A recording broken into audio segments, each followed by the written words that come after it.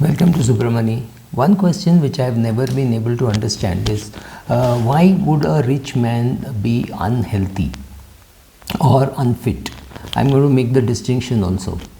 Largely, the question of how healthy you are and how fit you are is a function of the food that you eat, the how much you challenge your body, how much of exercise that you do, and how well you sleep, and how much of stress you have, and how good is your mental health.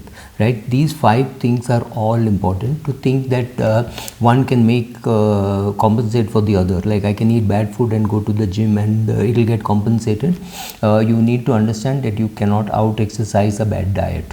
You cannot sleep instead of eating. You cannot eat instead of sleeping. So get all this right. You have to have a nice multi-asset approach to your health, physical health and mental health. So first of all, let's talk about stress, which is what most people today say. It is almost fashionable to say, oh, I am very stressed. Bus conductors are stressed, drivers are stressed, auto rickshaw drivers are stressed, everybody is stressed because of the driving that they have to do. Then there is mental stress, which Deepika Padukone made it very famous about mental health, and I'm very happy that she came out with it, because when you tell somebody, look, you need to meet a psychiatrist or you need to meet a sports psychologist if you are a player, people don't understand the need for it, and very few cricketers or very few sportsmen or film stars understand that they can go to a psychiatrist even when they're perfectly all right, so that they don't get into trouble. So that is the mental part. Again, in the mental part, taking time off, taking vacations. I mean, I spend 16-17 days in the forest in a year. Right now I'm in Kodaikanal at 12 degrees in the month of October.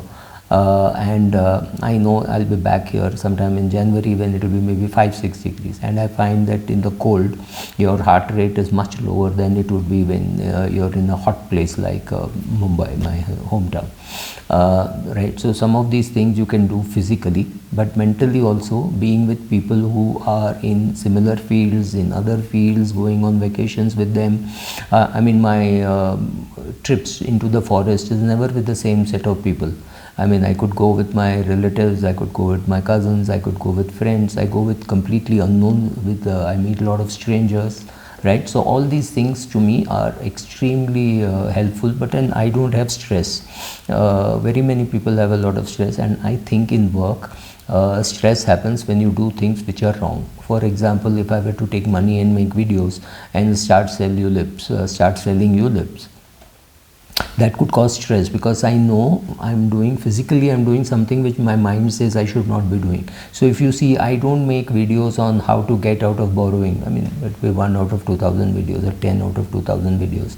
I don't make videos on F&O. I don't believe that the person watching my video is going to learn about F&O. So my only advice on F&O, you can make a lot of money in F&O by staying away from it, right?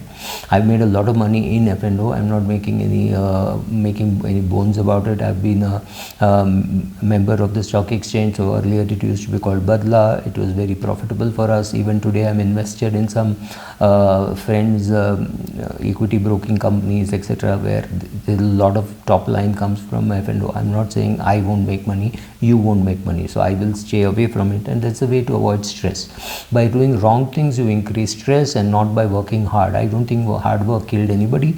But I believe that hard work never killed anybody, but I don't want to be the first one. So I don't work at all now, and जैसे कहते हैं हिंदी में, जो कुछ नहीं करते वो कमाल करते हैं. So for me, stress has not been an issue.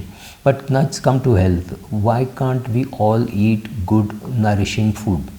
If you are rich, you can afford a cook. You can definitely make sure that the food is served to you hot or however you want it, maybe in a casserole. Maybe you're told this is the breakfast, this is lunch, this is dinner, this is how it will be served. Somebody will bring it to you from the office, from the home. Your spouse has to supervise. Maybe your spouse is busy, that's perfectly all right. You still go to a dietitian. You see what suits you. You see, because diet is also very important to know what you're eating, what time you're eating, what is the sequence in which you're eating. Maybe you should eat salad first and then the carbs and then the fat. I don't know. I'm not even saying there is a sequence. I'm saying go to a good dietitian who's got experience. tell him or her about your health condition, and then based on that get your diet fixed. We can all afford to eat good quality food. You need not have great labels, but if you can make it yourself, that is even better, right? So if you have food pushed on the side, yes, of course you will travel. When you travel, you need to eat. Maybe when you travel for 2 days, you eat fruits and vegetable salads and maybe some little bit of rice if you want carbs, or some dahi, whatever. Choose the food that you eat. That's very important, right? That brings us to the next one of challenging your body. Maybe you want to run, maybe you want to cycle, maybe you want to play badminton, and for that you may have to go to a gym because you are not strong enough to do those activities, or you're not very good to do those activities, so going to a gym will help. It doesn't matter whether you're 25, 27 or 72.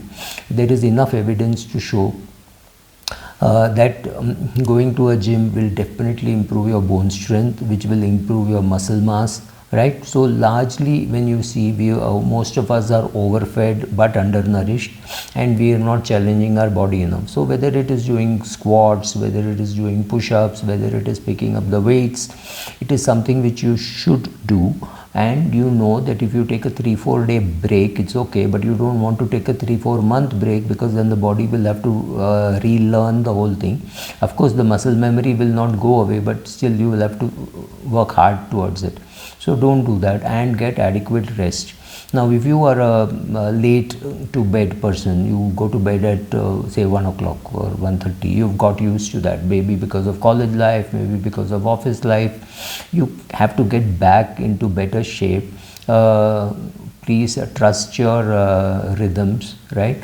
And then you realize that up with the sun and down with the sun is what maybe 100 years back people were doing. Maybe 150 years back, once electricity came, we made all those changes. I mean, I'm shooting this early morning.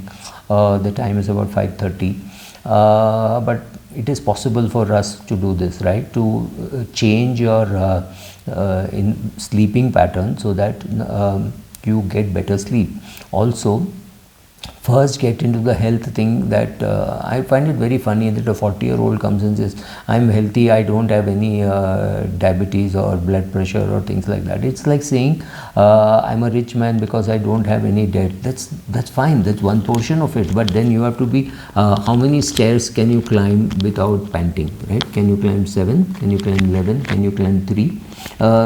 Start defining yourself in terms of what you can do. Don't look at world records, but look at people your age and see what they are able to achieve. How much can you walk? How much can you run? How much can you jump? How flexible are you? How stable are you? Can you stand on one foot for more than say 30 seconds, maybe 45 seconds? Set yourself those challenges, challenge your body.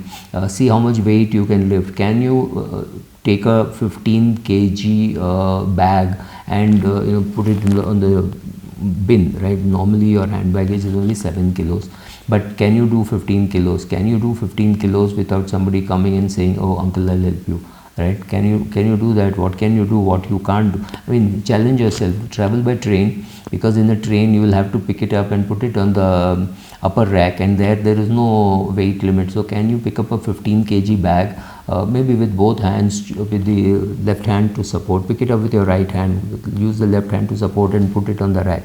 Are you able to do that? Or when somebody sees you doing that, do they come and say, oh uncle, I'll do it for you? Don't do it, right? Do people offer help, or are you able to do it yourself?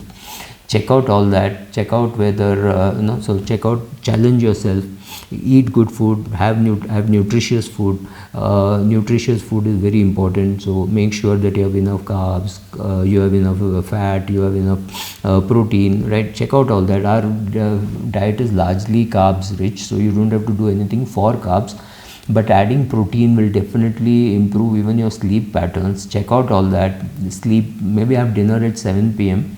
and breakfast at 9 a.m. so you anyway have a 14-hour window in which your food gets digested.